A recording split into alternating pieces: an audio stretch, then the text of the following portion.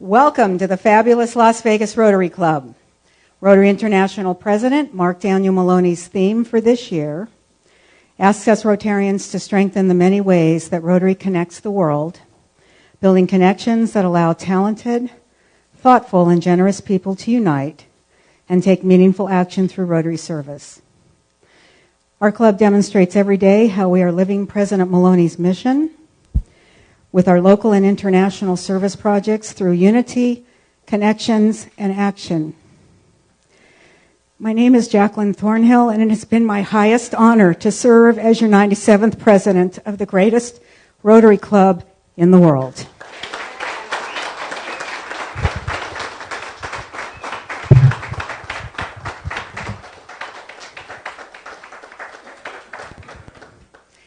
If you have your cell phone, please take it out and participate in our live stream.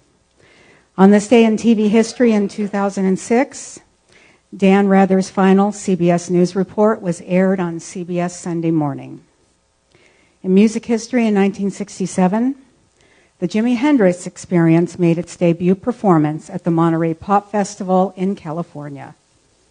In U.S. president history in 1985, President Ronald Reagan called for the unconditional release of American hostages being held on TWA Flight 847. Quote of the day comes from one of my favorite comedians, Jeff Foxworthy. If you think loading the dishwasher means getting your wife drunk, you might be a redneck.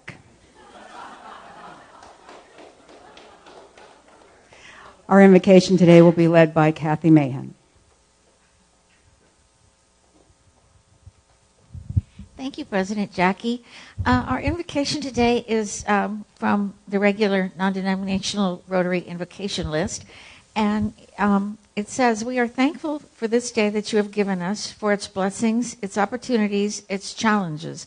May we appreciate and use each day that comes to us. May we pray for strength and guidance for each day as it comes, for each day's duties, for each day's problems. May we be challenged to give our best always, and may we be assured of your presence with us.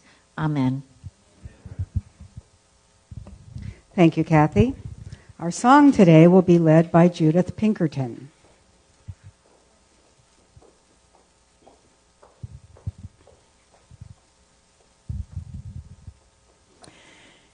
Inspired by football and his struggles to success, Freddie Mercury wrote these songs featured in movies, TV shows, and sporting events. Race car drivers even sung this song upon winning.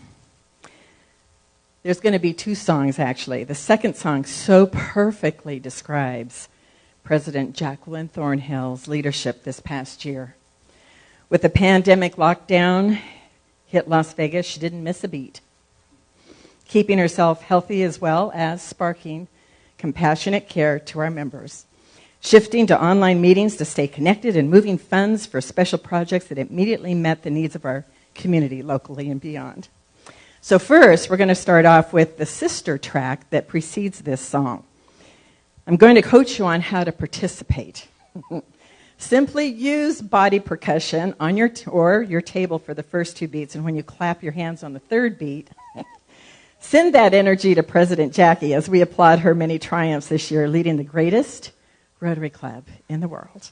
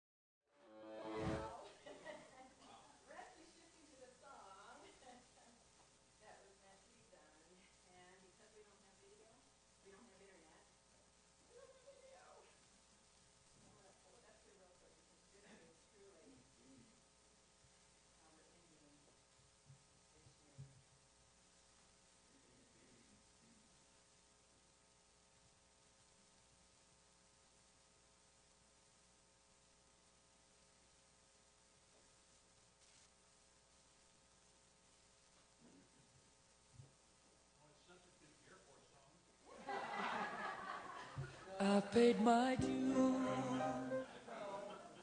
time after time. I've done my sentence, but committed no crime. And bad mistakes, I've made a few. I've had my shells and kicked in my bed, but I've come through.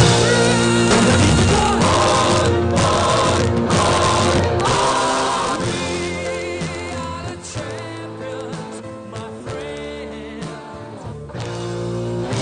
and we'll keep on fighting till the end. We are the champions. We are the champions. No time for losing, 'cause we are the champions of the world.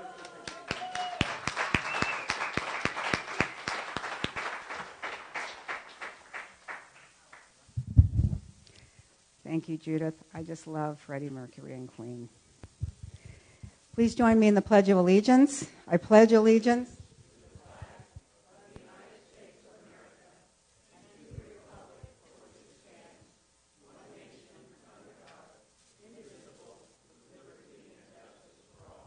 Before you seat, last time, let's all recite the four-way test. Is it the truth? Is it fair to all concerned? Will it build goodwill and better friendships? Will it be beneficial to all concerned? Thank you. Please be seated. Our Sergeant at Arms today is Kim Neone, but you don't have anything to do yet, Kim, so relax. I would like to introduce our head table. We have MJ Maynard from RTC, who's our speaker today. AG and past President Michael Gordon, past President Steve Linder.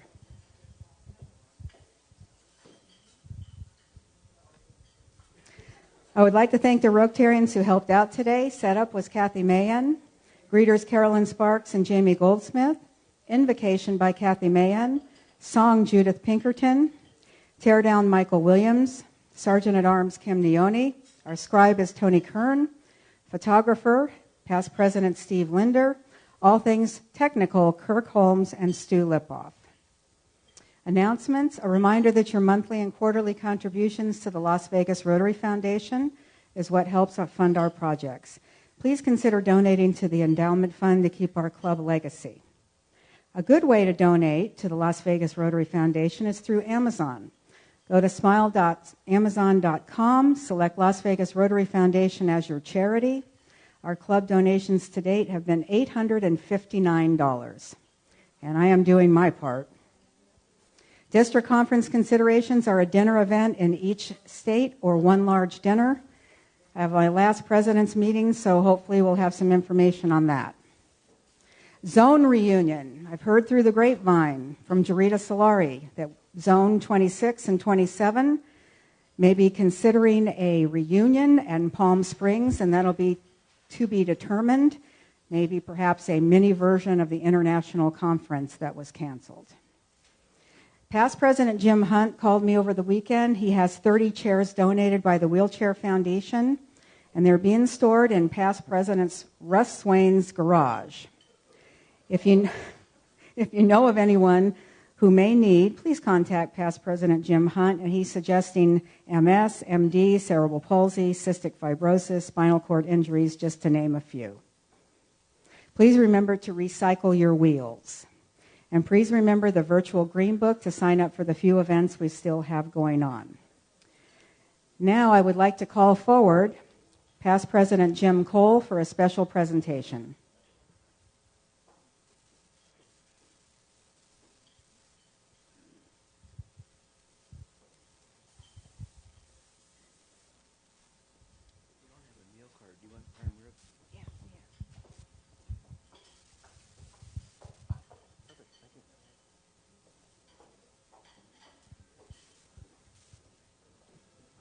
President Jackie, past President Dave Thorson, and my fellow Rotarians, it is my pleasure to finish this year with one last donation. And on behalf of Howard and Howard and the Las Vegas Rotary Foundation, I'd like to present this check to Dave Thorson for the USO in the amount of $5,000.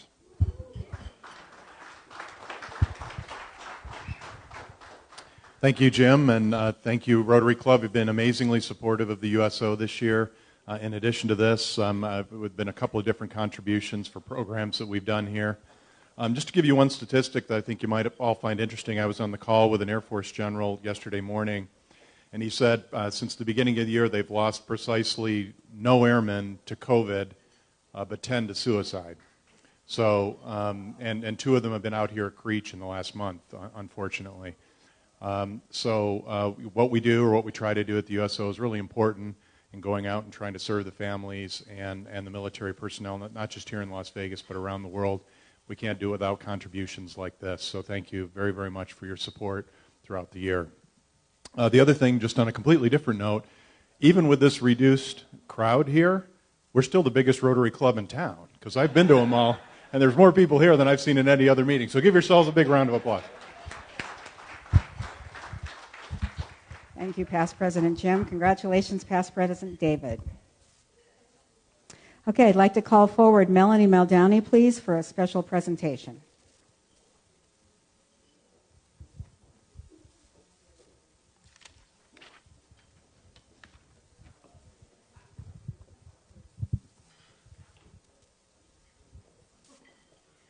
Welcome back, everybody, to Lowry's, and so we get to have a live Paul Harris presentation. Pause and smile. We missed that, being on Zoom. We didn't have to pause and smile for our pictures, but it's great to be back, and this will be our last presentation for the year, and we only had a few people, but really the ones that we have are great to present today. Just for those, mostly probably on Facebook, that don't know what a Paul Harris is, it's our recognition for a 1,000 donation to the Rotary International Foundation. And the initial contribution is your Paul Harris Fellow, and then you can get +1, +2, all the way up as you go. You can also become a part of the Paul Harris Society, a benefactor, and you can also bequest to the Paul Harris in your will. So we'll be giving some of those today. So very first up, let's do Pete Simolis. He's a longtime member, and his wife helps run the Family of Rotary, which is our liaison with our non-Rotary members. So I really appreciate that. So Pete Simolis has a +3. Congratulations, sir. Positive smile. Yep. Stay up here.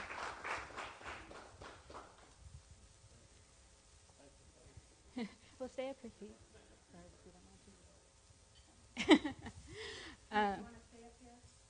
For a picture? Yeah, stand over here.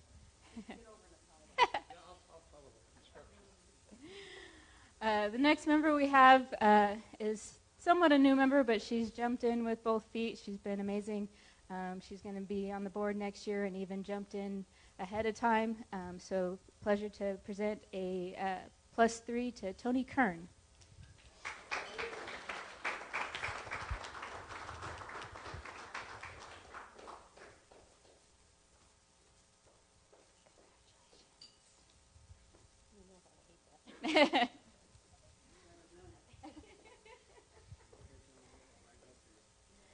The mush is just going to keep going, because the next 2 that I have, the Queen songs that we mentioned before, to our Queen, to our President this year, that has just been amazing and rolled with everything. So we have for Jackie Thornhill a +4, and she's also become a member of the Bequest Society. So we have her Bequest pin as well.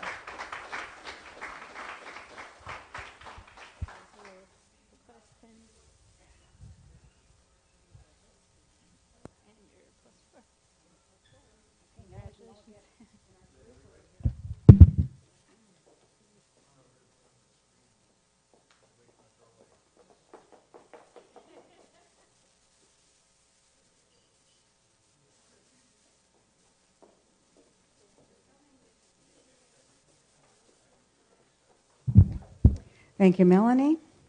Next up, it's my last meeting. It's not the fourth week, but it's the third week.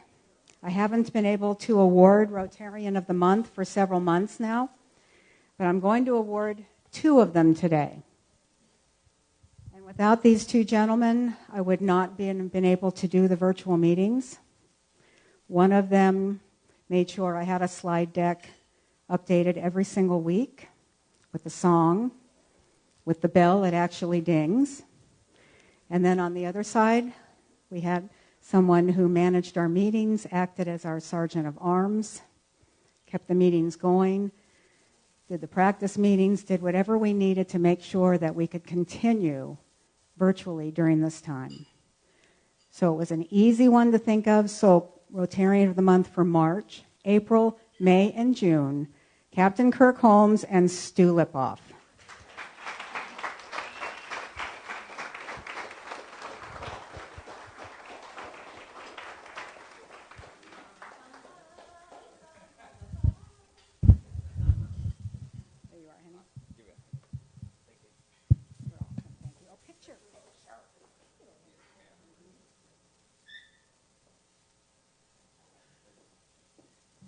Stu's not here, so Stu, if you're watching, we will send yours to you.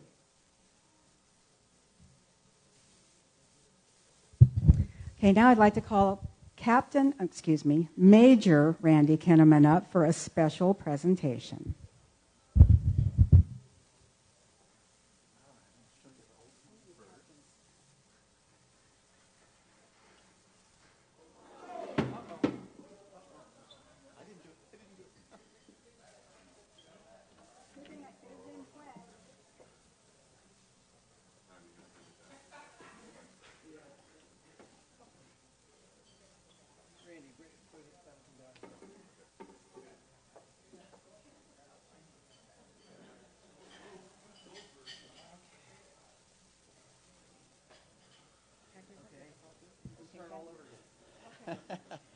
All right.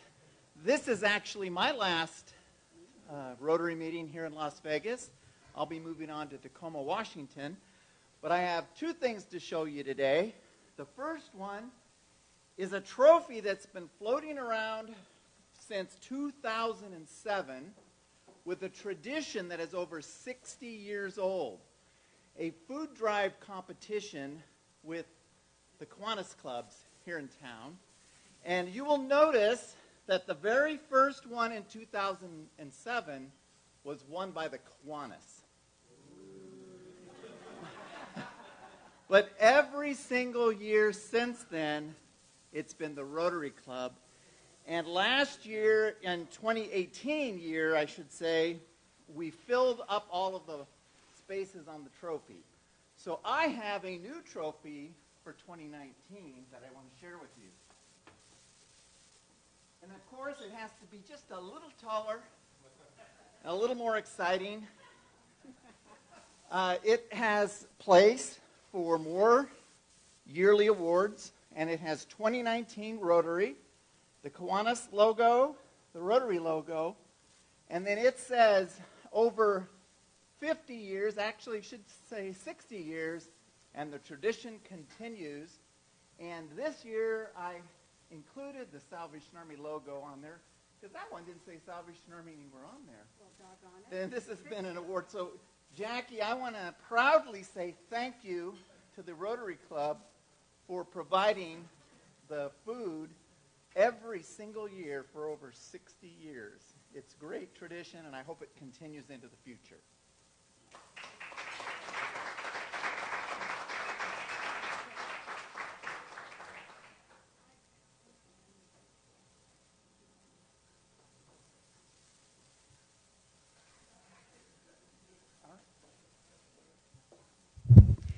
Thank you, Randy. I asked him to come back and present that to us today because we didn't have it last year because it hadn't been put together yet. So I wanted to make sure we didn't close out this year before knowing that we have won this competition 14 straight years. So thanks to all of you, and thanks to the 25 Club for their efforts. And lastly, I just wanted to thank the 25 Club. Carrie Gross could not be with us today, But they took on a spring project with Destiny Rescue, which is an organization that helps lift children out of sex trafficking in the Thailand area. Some of you that were at the Peace Conference, you heard these people speak. So Carrie and I put our heads together and we decided we would do that as a spring project. It takes $1,500 to bring one child out of sex trafficking, and the 25 Club and all your generosity. We presented a check for $2,005. And the representative from Destiny's Rescue will be here in August to tell you more about the work he's doing. Okay. Highway cleanup is this Saturday. Meet at 8 o'clock outside of Bonnie Springs Ranch, and then there's a brunch afterward at Jerry Senes's place. You must be on the RSVP list to go to the brunch. And would you please take the microphone to Melanie Muldowney, please, for an announcement.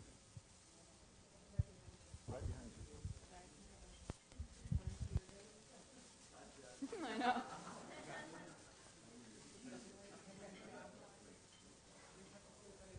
Sorry about that. I should have made that announcement earlier. Caught me with mouthful of food. This foundation match is still going on. We still have until June 30th, which is the end of the Rotary year. So as long as your contributions are made before June 30th, then you're eligible for matching club points to get yourself to the next Paul Harris level. And I was looking after last week's meeting.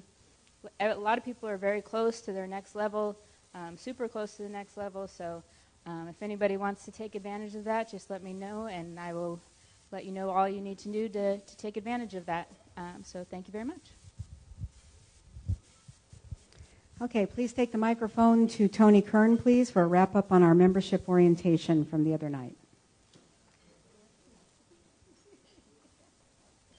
Oh, hello. Oh, you hold it, I hold it. You hold it? Oh, well, I don't want to have my hands. Hi, everyone.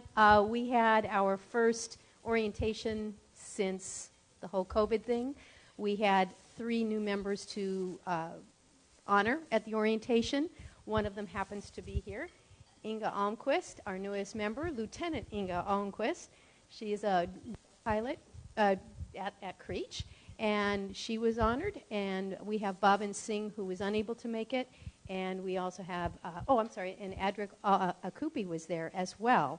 It was a great turnout. We had 19 people, lots of fun. We did the presentation of the pins and plaques for our new members, so it made it very special. And we were all in good spirits. Thank you, Tony. Please take the microphone to past President Jim Cole, please. He has 2 announcements. Thank you. It's great to be back, and I just happened to note that the whole little banner fiasco just perfectly capsulized your year. You had to, as past presidents, we've talked about this. She clearly has had the worst year of anybody, and I just right now a round of applause for great leadership during these troubling times. Thank you. Okay, so my first announcement. We are trying to get Summer Santa Claus up and running, and JCPenney is out of much of the stuff that we had arranged to bulk buy with them. So if anybody has contacts or knows anybody in Walmart or Kohl's or another store where we can get clothing for the kids, greatly appreciate a lead so that we can get this thing over the finish line, because we want this to be wrapped up by the end of next month, so we're really on a tight schedule. And then next week, we are dark, but we do have a wonderful event that's planned. The star is standing right up there. We have a couple of fire trucks, a water truck. We dug a new pool at Rose's house, and so we're going to have a good time debunking. I'm going to get you, Jim. So if you haven't RSVP'd, please RSVP, because it is RSVP only. Thank you. Thank you, Jim. And just got the final confirmation from the district governor just yesterday that they were attempting to put RILA on in October, and it's just not going to happen. So RILA is now officially canceled for all of next year, unfortunately. Okay, my gift to all of you, fellowship. 1, 2, 3, go.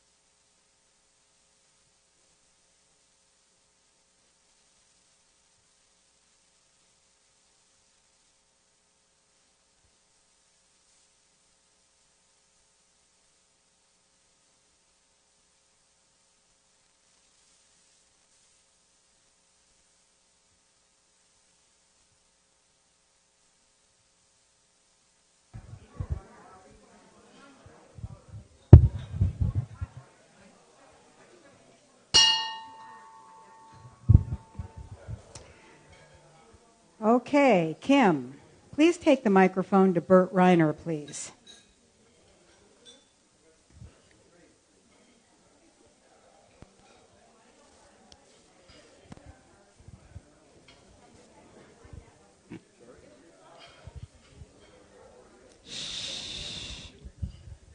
What do you want me to say? You got to face me. You have to face the music up here. The other night was Tuesday night, and we were at the membership orientation. I'm going to give credit where credit's due. President-elect Richard suggested this.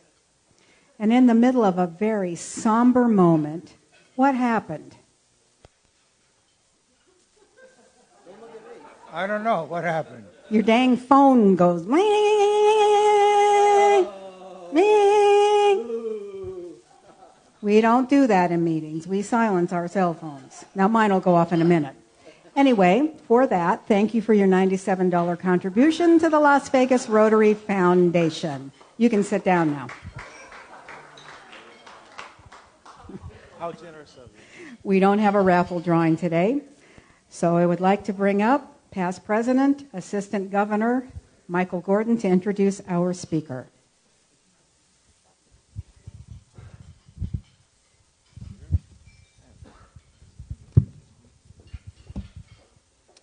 So if you haven't noticed by the weather outside, even though it's double digits today, it will soon be triple digits again.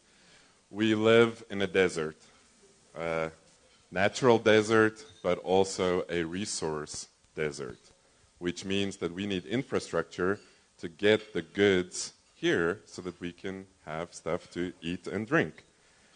So if you've ever traveled to Europe, Asia, or the East Coast cities, you probably took public transport, and you probably saw, man, this is so efficient, and how did they do it, right?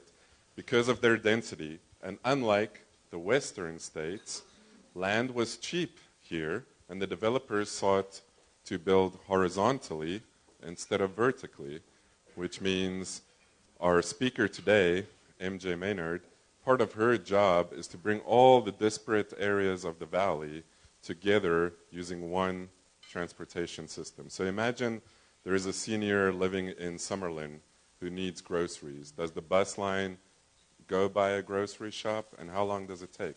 Or if there is a UNLV student living out in Henderson and they need to get to class, does the line go by UNLV? And is it one line or is it 2 stops? How many stops does it take? No word on whether that UNLV student is called a rebel or not. But yeah, so today MJ will talk about the RTC's mobility plan, which addresses the transportation system and has to take into account, and listen to this, traffic management, roadway design, fuel emissions, bicycle lanes, pedestrian crossings, and then of course the funding for all that. And if you've driven anywhere in the valley and you've seen all that orange cones, RTC is pretty good at getting funding because they're building all the time, right? So add on top of that, trying to plan for a future with autonomous vehicles and building smart roadways that communicate to those vehicles, and you'll get just a small sense of how essential the RTC is to our valley. So will you please join me in welcoming our speaker for today, MJ Maynard, the CEO of RTC.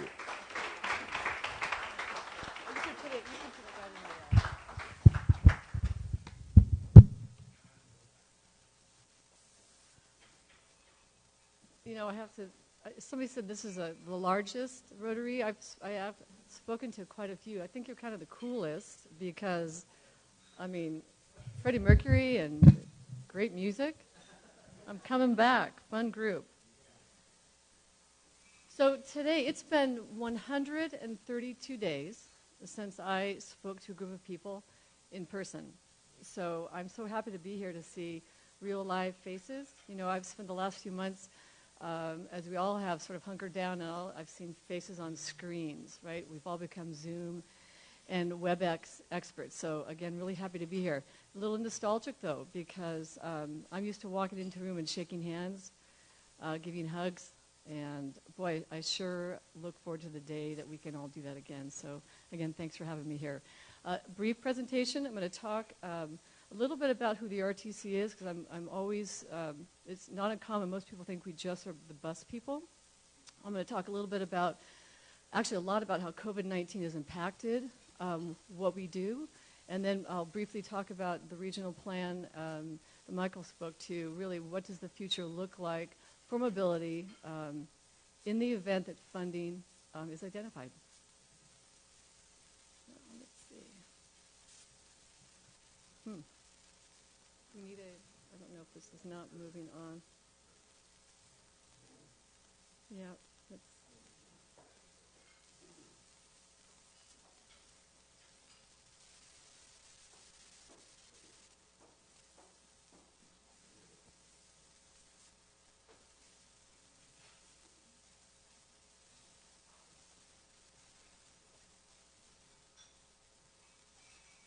That's it. Okay, great, thanks. And so, just briefly, I think some people, when I ask who do you think the RTC is, they say, oh, you're the people that provide public transit. But we are much more than that. We are the only agency in the United States to house all 4 of these functions under one roof. So we are the public transit provider. We are also the Metropolitan Planning Organization, or MPO. So we are the planning and funding agency for Southern Nevada. We are the traffic manager for the entire region. And when I usually tell people that, I get a big boo. And then as of 2015, we are now the administrator for Southern Nevada Strong. It's the region's first federally recognized regional plan. So, as the roadway funding agency, we like to talk about how does that happen. The roads in Southern Nevada are funded by a combination of sales tax, fuel tax, and federal funding. In 2013, then Governor Brian Sandoval, the Nevada legislature, and the Clark County Commission authorized the indexing of fuel tax to inflation. So what does that mean? That means that we were able to find additional funding for roadway infrastructure in Southern Nevada, because at that time, coming out of the recession, there was not a lot of funding left over. So we agreed to do that for 3 years. In 2016, we went out to the public and we said, hey, what do you think about indexing fuel tax to inflation for another 10 years through 2026? We did that via a ballot question, and overwhelmingly, the public said yes. And so this is really a great example of how Southern Nevada, we're pretty scrappy here, right? There was a problem. We identified a problem, but we also identified a solution, and we fixed it. We did not wait around for the federal government to come by and fix the problem for us. So, all of you, applause for everybody here in Southern Nevada. This is our happy slide, because in just this past April, I'm proud to say, as a public agency, when we tell the community we're going to do something, we really need to follow through on it. And we told the community that we were going to complete, and we meaning the jurisdiction, would complete 225 projects. And those are all the projects that were listed on that project list. Those have been completed. And what's great about those projects is that many of them have helped reduce congestion, and they've increased capacity. They have made roads safer for the traveling public. So the jurisdictions, all the cities here in Southern Nevada have done a really good job. We give our RTC commissioners every quarter an update on fuel revenue indexing, because part of going to the public with a ballot question, we said we need to be accountable, we need to be transparent. And so as of December 31st, 2019, over 338 contracts have been awarded, including in those awards were 78 small local businesses. $954 million in fuel revenue funding has been awarded, and that's created over 10,000 jobs. So as with the pandemic, we're going to talk about how the pandemic has impacted all aspects of the RTC. And many of you out driving, you've noticed that there's been a drastic reduction in the amount of traffic on our roadways compared to this time last year. So less people driving means less people are buying gas, and that means that we have seen a reduction in our fuel tax revenues. But I will tell you that the fuel revenue indexing program it's been very successful. While fiscal 20 and fiscal 21, we're anticipating losing about $82 million. Due to the COVID-19, to our fuel revenue indexing fund, we have a healthy cash balance, and there are the projects that you see on the roads right now will not be impacted by COVID-19. As a matter of fact, there are 240 construction projects right now in Southern Nevada under some form of construction. So if you like orange cones, you'll be very happy because you're going to see orange cones for a very long time. We are also the traffic manager for the entire region. And again, we've seen a drastic reduction in the amount of vehicles on our freeways, anywhere from 21 to 54% less, and as high as a 66% decrease at the state line, the California state line on I-15.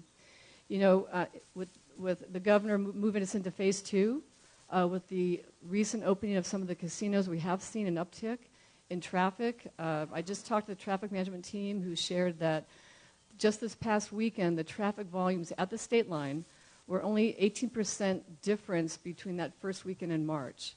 So it's good news. I mean, those numbers represent the amount of folks driving into the state of Nevada, but also the number of folks driving out of the state of Nevada. You know, the pandemic, when you think about traffic management, it's also less traffic, so people like to drive really fast when the streets are wide open. And we have seen fewer crashes, but I'll tell you, those crashes that have occurred have been very serious because, again, less congestion. People just, I don't know if you've noticed on the freeway, but in talking to one of our partners, Highway Patrol, in excess of 100 miles an hour. So less crashes, but a lot more serious. We also, you know, virtually overnight, hundreds of local Las Vegans became unemployed. And because of that, we saw a number of food distribution centers and COVID-19 testing centers spring up around the valley. And so we, you know, as a traffic manager, we have real-time feeds. We were able to use that real-time traffic information and provided that to the Las Vegas Metropolitan Police Department as well as the Nevada Highway Patrol so that they could more actively manage the congestion around those food distribution sites. Because you saw in the news, I mean, there were miles of cars, folks waiting to receive food to feed their families. We also use that real-time traffic management data, and we impart that feed into, I don't know if anyone in the room here uses the Waze traffic app. We provide all the traffic information, especially relating to construction or congestion, and that way folks that are driving around the valley are able to more effectively get rerouted. And so around those distribution centers, we were able to help folks that are already dealing with a lot kind of get move around those congestion pain points.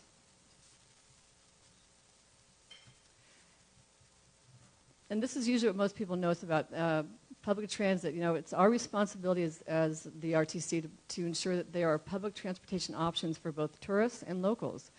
And people are very surprised to learn that we are the 12th busiest bus system in the United States. Last year, we moved over 64 million passengers, over 1.5 million paratransit customers. So we provide service in the resort corridor to the local market. We provide paratransit service for our disabled community. And then we also have special programs just for our seniors and for our veterans. This should be a short video on just what public transit. If you're not public transit dependent or you don't have to use it very often, I think you don't really understand the impact. So this is a nice example.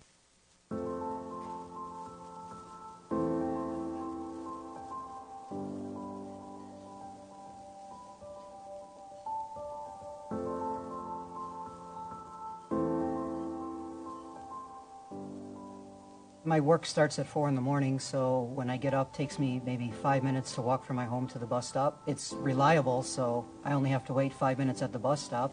It gets me to Flamingo and the Strip, and then it's just a short 3 or 4 minute walk to the Cosmopolitan. I was in the Army. I ride the transit system every single day. I depend upon RTC transit system for everything I do. You know, I could take anywhere from 2 to 3 or even 4 buses in a day. If I didn't have that, if a lot of veterans and a lot of people didn't have that, we wouldn't be able to have quality of life. I'm a UNLV student and worker. I've been taking public transit since I was 12. I ride the bus about 4 or 5 times a week when school starts. I am a physical therapist. My husband is an attorney, and we are just a family that loves the Vegas Golden Knights. And we use the public transit system to take the Golden Knights Express to the games. I work at the Luxor from day one. I do housekeeping. From day one, I've been catching the RTC buses, and I never been late to work. That's how the RTC, for me, is the best transportation that I ever could recommend to anyone. I never miss a day of work, and I never been late to work for 20-something years. And that's how I gained the Employee of the Year at the Luxor. I use RTC Transit for getting to work and doing other things I enjoy. I get to independently move throughout the community, where before that would be, I would have to rely on friends or family to take me places. And with paratransit, I get to choose where I want to go and when I want to go there. I use it on a daily basis to get to and from work or the grocery store, but I also have used it to be able to go down to the Strip or go down to T-Mobile Arena and watch hockey. I take the bus downtown to meet up with friends. To the shopping center, to the casinos. Go see a movie or get to the doctor. It's important to veterans, it's important to mothers, it's important to college students, I mean, anybody.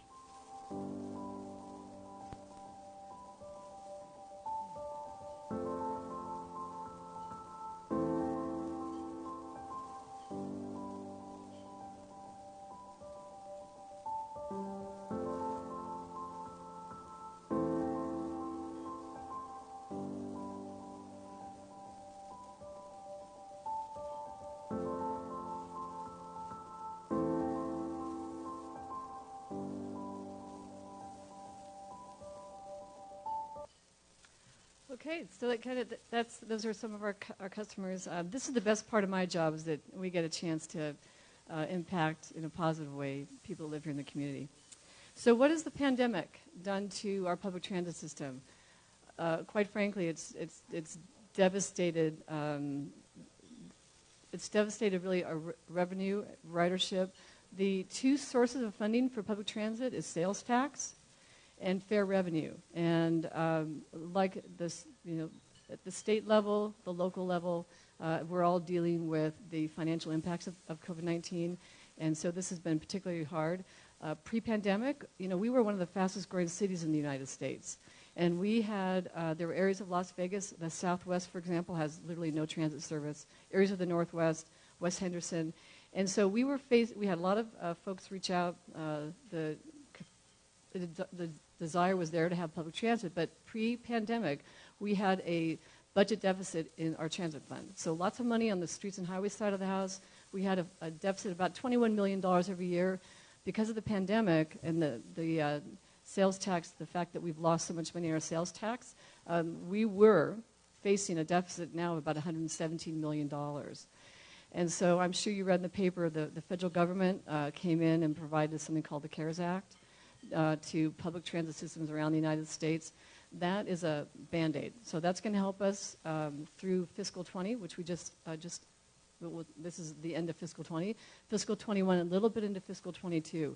But we still have a funding deficit, and I don't think anyone knows at this point what the future of public transit looks like, because social distancing is now part of our everyday language and how we operate. And I'm not sure how many people are going to be comfortable yet getting back on a crowded system. And there's some things that we are doing in terms of social distancing. But the future right now, I think for anyone that is running a business, whether it's public sector, private sector, we're just not sure what that future looks like at this point. Our job, again, we're the MPO. We're the Metropolitan Planning Organization, and we are required, we have an obligation to plan for the future. Whether there is money identified or not, our job is to take a look at the land use, what is the community and population going to look like now, 10, 20, 30 years out. And so, and this is designated under the federal government. That's the law that the RTC is responsible to plan for the future of mobility here in Southern Nevada. And so we've been working on a plan called On Board. And On Board looks at everything that deals with mobility. It looks at improving traditional transit service. It looks at improving high-capacity transit, pedestrian and bicycle improvements, and also emerging technologies.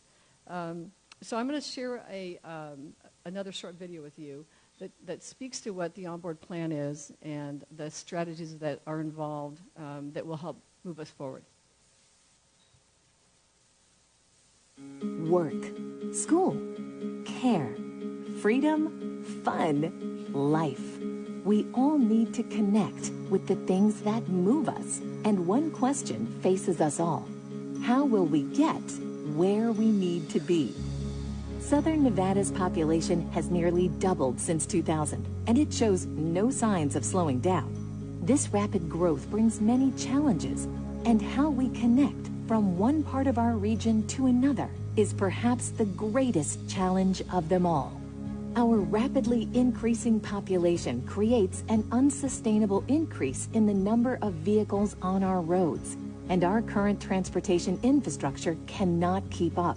Without changes, Las Vegas's future looks a lot like Los Angeles, which has shown that you can't build your way out of traffic and congestion with more roads. It's time to stop thinking about moving more cars and instead find new and innovative ways to move more people.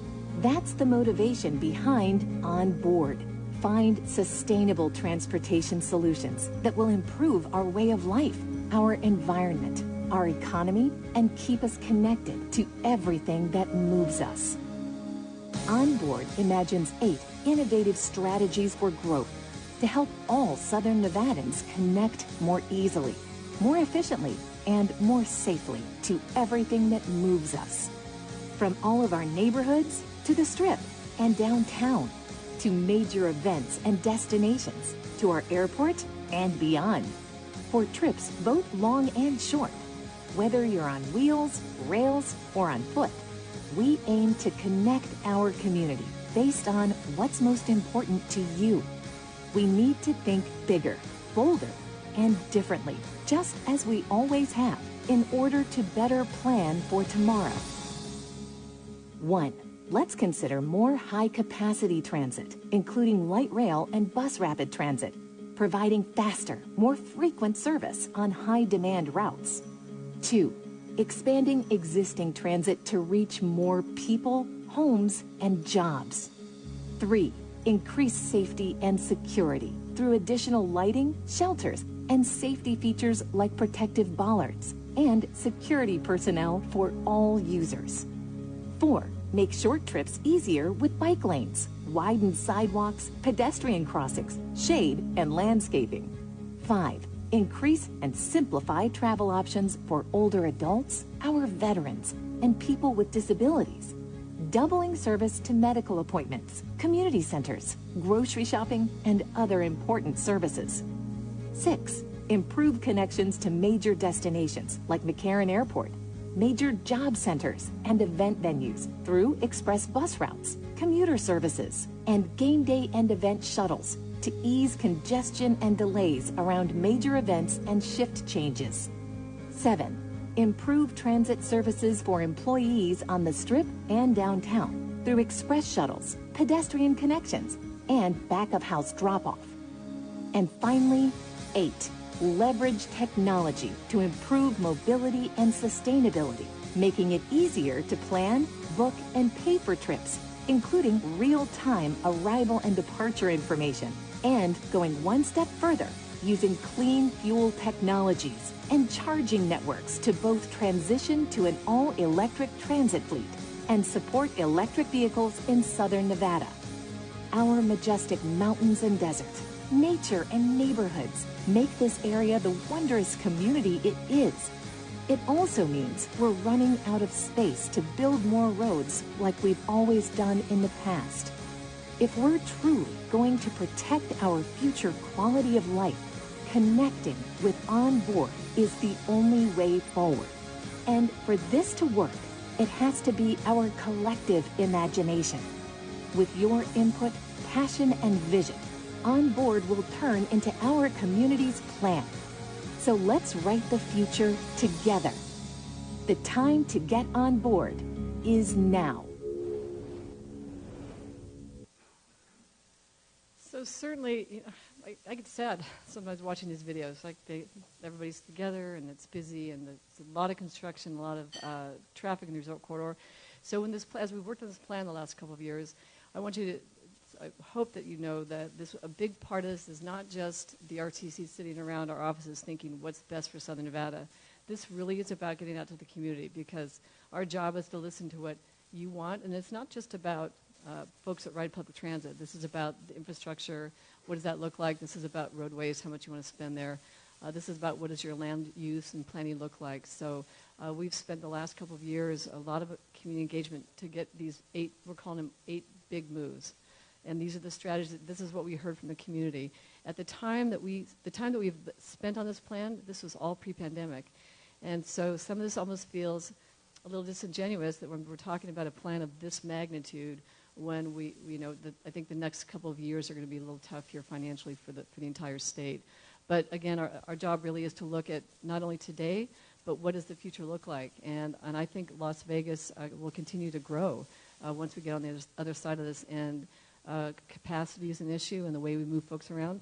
And somebody mentioned if you're a senior living out in Summerlin, we have a real difficult time moving our seniors in this community just because of the sprawl. And so those are parts of the conversation of this onboard plan. And I don't know if anyone here had a chance to give your feedback, but because of where we are right now in history, this plan our board will approve this plan this summer, and then we're going to wait. We have to wait till we identify where and how funding will come to support these 8 big moves. So I'm open for questions if you have any.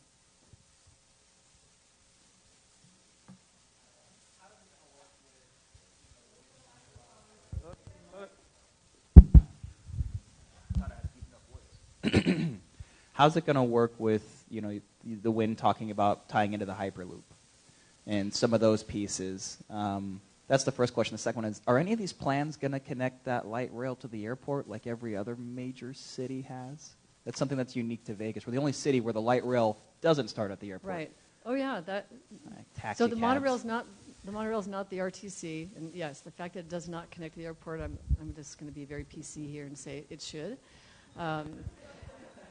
As far as Elon Musk, I went out to Hawthorne and I rode in the Boring. I rode in it and it went over 100 miles an hour, and I put my head down once it passed 120. I think if it works, it's going to be a really great thing for Southern Nevada. I think all forms of mobility are very, very good. We want the customer experience here to be a good one.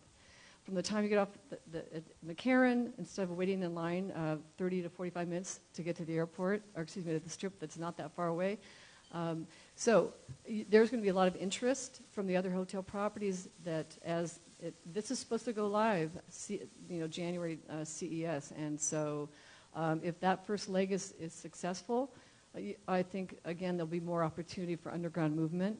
What that does for public transit, in the resort corridor, we were already facing a major decline in revenue and ridership because of Uber and Lyft. And I'm here to say all forms of mobility work. So even though it certainly impacted public transit, it's what our customers wanted. And that's why part of this plan is about emerging technologies. We have to understand not everybody wants to ride a bus, right? Not everybody wants to get on a bike. We have to understand what the community wants and plan accordingly.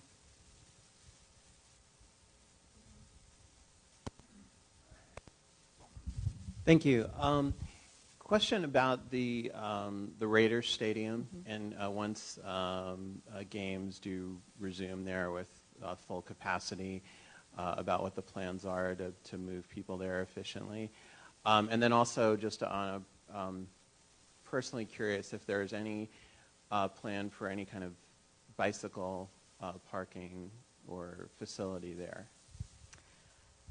So Kimberly Horton, thank you for asking that question. We're currently, we've been in conversations with the Raiders folks for the last year as they're putting together their transportation plan, because again, it's not only public transit, but also as a traffic manager. We're going to help them, we're going to have a small traffic management center at this stadium to help them effectively move ingress and egress before and after the games.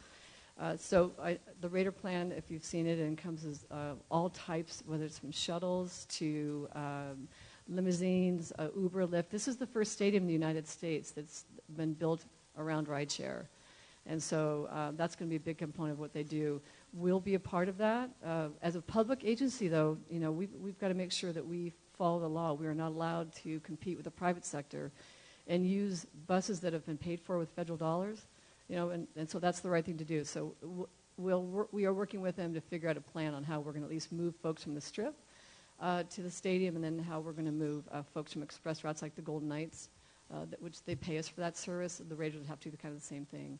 But I don't know. Kimley Horn, I've listened to a lot of that plan, but I'll make sure I'll let you know, because I think that's a really great question. I don't have the answer to that. Hi, MJ. Thanks for joining us today, and welcome back to the real world. Thanks. All of us. Kind of following up on what Eric asked there, one of the big disadvantages of public transportation is, especially buses and that kind of thing, is you have to deal with the traffic lights and the traffic and everything that you do in a car, plus the inconveniences it doesn't take you to where you want to go, right? Whereas a light rail that bypasses all that, whether it's underground or above ground, is actually really a nice way to commute. And this community in particular seems like if you had a hub out at downtown Summerlin and one down at Green Valley Ranch and one up in Centennial Hills and one out by the Air Force Base, you could cover a lot of the commuters that come into the center of the city and to the airport, and would probably be a huge success. And I don't know how expensive something like that is, or it's even in the planning stages, but I didn't have a chance to give my input, so I'm giving it now. That's what you need to do. Part of this plan, we heard and we brought to our RTC commissioners that this was, if you're aware of Maryland Parkway and what we're doing there, the community came back and said, we want light rail in Maryland Parkway. Our commissioners decided that bus rapid transit was more fiscally responsible. And so there is a conversation going on around the United States, two things. One, the federal government is not supportive of necessarily helping to fund light rail like they used to. For example, in Utah, I think they got 80% of funding from the federal government. Those days are gone. That will never happen. Because they're looking at emerging technologies. And so they say, well, if it takes 10 years and $100 million a mile to build that light rail, in 10 years, what does transportation look like? Is it autonomous vehicles? I mean, those are the kinds of conversations that are going on. It certainly is, and I, like you, have been in Europe, it's the best way to travel. But those cities were built around those systems, and we are just the wild, wild west. We've got a lot of sprawl out here. Brightline is supposed to be connecting California to Las Vegas. They're working on their own plans on how they'll connect once they arrive here, how they move about. But everybody kind of has their own opinion on light rail. And I think if you've ridden it, you understand it's a great experience, but it is very expensive. And given where we are financially, that's probably something that will be held in abeyance for a while until we see what we look like coming on the other side of this. And to the young man's point, everyone's looking at what Elon Musk is doing. And do we go underground instead of at grade? Hello. You said that we can't just replace the traffic problem with more roads. And I thought about eminent domain and how costly it is with today's high prices to just go and start buying up rights of way. Right. If you use the boring company, which of course is now working under the convention center, do you have to pay for that land too when you're way underground and just boring your way through? Do you have to buy the land? That is part of the consideration for the boring company. We don't necessarily have all the details because it's a private sector company and they have a contract with the LVCVA. So we're sort of on the sidelines watching. But yes, that is, whether it's moving utilities, I know that for the boring company, one of the tunnels, there's quite a bit of discussion around how far down do they go to get around all of the underground infrastructure that keeps us with water and electricity, that sorts of things. And that's all very expensive if you have to rework that. So I don't know exactly how much right-of-way they might have had to buy, but I think there'll be, I don't think it's the same as at grade. It depends on how, I think when you own something, you might own it all the way to like the center of the earth for right-of-way, so maybe there's a cost there, but that is going to be part of the financial forecast of that.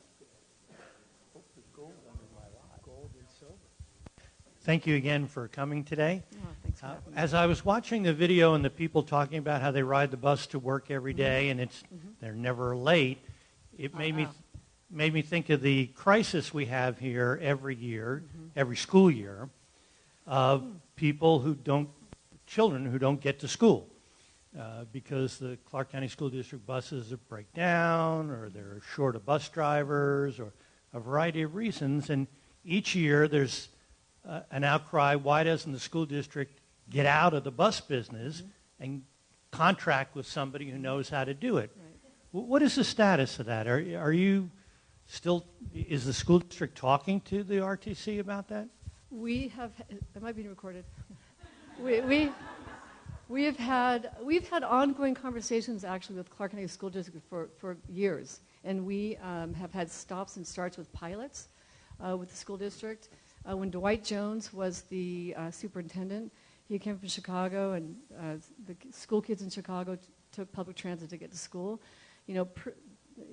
Back in the day, I don't know if I would have let my young one get on a bus here. We really were kind of evolving, but we've spent a lot of taxpayer dollars, quite frankly, to get the system where it needs to be. But to specifically answer your question, the conversations are still ongoing. We currently are partnering with the school district with 2 high schools to try and get the students that live on routes that are near public transit routes to use public transportation. It's really getting parents on board. And I think at this point it'd probably be a focus on high school students. But for the school district, if they want to move their students from their system to public transit system, and we need to add a bus, for example, because the line is already busy, they'll have to pay for that, but we still believe there's probably a savings for them. So the conversations continue, and I think based on what's happening right now with the pandemic and the financial effects of that, it will probably go into hyper gear in terms of how that conversation goes. So that's a great question.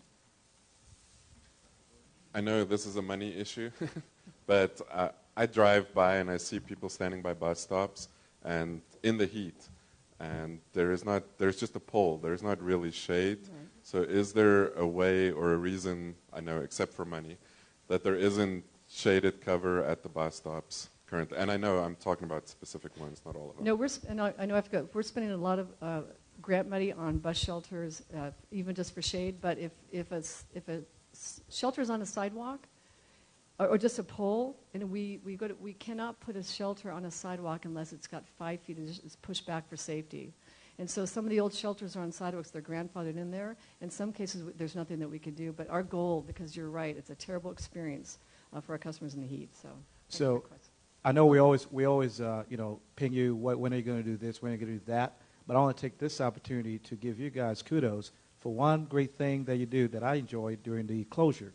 So in case you don't know, RTC has this fabulous bike system where you download the app and you reserve a bike, you pull the app, and it'll tell you, here's where bikes are available. And you can go there, you check in, you get your bike, and you go riding around town. So my friends and I were able to ride our bikes on the Strip, okay, back and forth when it was closed. Yeah, we broke our records. I know, that was a brilliant thing, so I want to commend you guys for all that you do, and that's just fabulous. Keep doing that. So, anyway.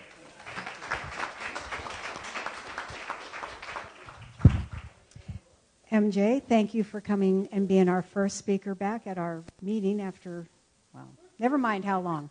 But thank you very much for sharing what's happened pre and post-pandemic. And we know that it's an amazing system that works around our city. And we can't thank you enough for that. We'd like to present you with our Share What You Can Award, which means we are giving a donation to the local USO in your name.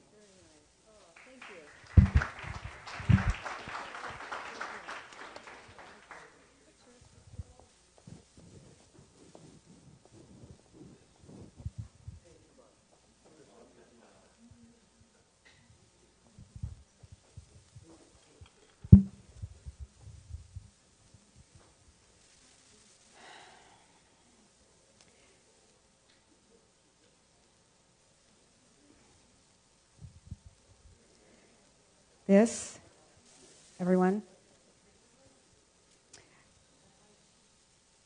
this has been the most rewarding year of my Rotary career.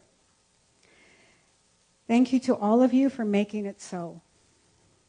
Our club has been submitted to RI for the Rotary Citation, the Presidential Distinction. I hope to have information on the district awards very soon, which should be in a meeting that we're having with the district governor next week. In the words of a woman I most admire, Amelia Earhart, no kind action ever stops with itself. One kind action leads to another. Let's leave today building connections, taking kind action, serving one another, and rejoicing in the fellowship of Rotary. The last meeting of my Rotary year is adjourned.